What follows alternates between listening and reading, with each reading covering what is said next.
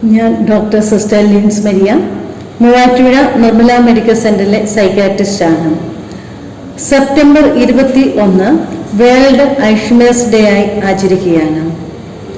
Alzheimer's രോഗികളെ എൻ്റെ അടുക്കൽ കൊണ്ടുവരുന്നത് ഉറക്കമില്ലായ്മ, അമിതമായ ഭയം, പേടി, ദുഃഖം, അഗ്രസീവ് ബിഹേവിയർ എന്നിവയ്ക്കൊക്കെ വേണ്ടിയാണ്.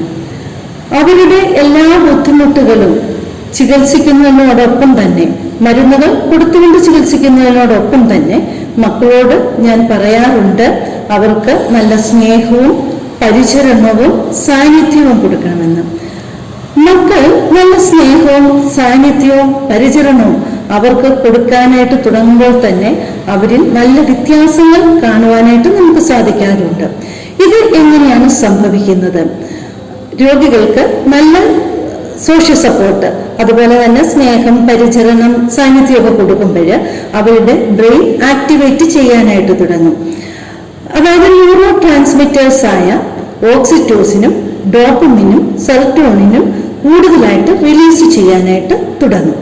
ഓക്സിറ്റോസിൻ കൂടുന്നതിന് അനുസരിച്ച് അൽഷിമേഴ്സ് രോഗികളിൽ ശാന്തത കൂടാനായിട്ട് തുടങ്ങും.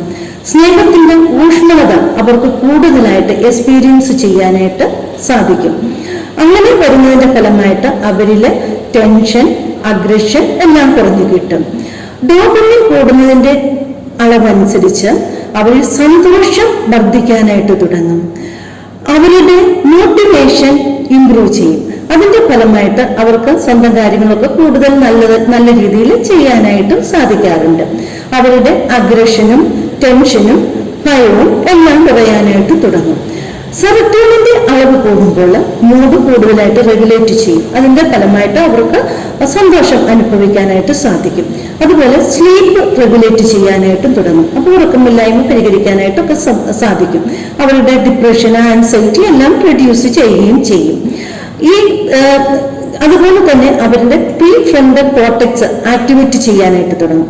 പ്രീ ഫ്രണ്ടൽ കോർട്ടെക്സ് ആക്ടിവേറ്റ് ചെയ്യുന്നതനുസരിച്ച് ഇമോഷനെ റെഗുലേറ്റ് ചെയ്യുവാനായിട്ട് അവർക്ക് സാധിക്കും.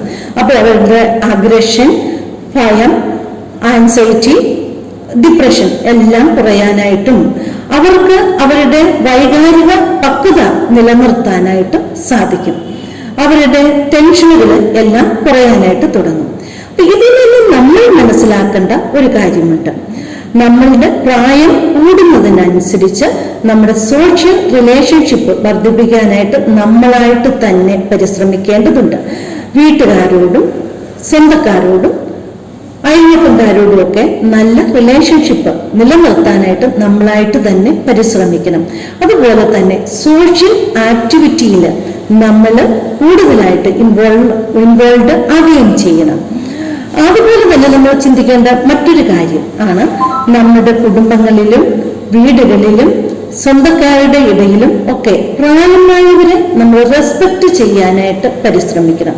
അവരുടെ സ്നേഹം കൊണ്ടും പരിചരണം കൊണ്ടും സാന്നിധ്യം കൊണ്ടും അവരുടെ ജീവിതത്തെ കൂടുതൽ സന്തോഷപ്രദമാക്കാനായിട്ട് നമ്മൾ പരിശ്രമിക്കുകയും വേണം.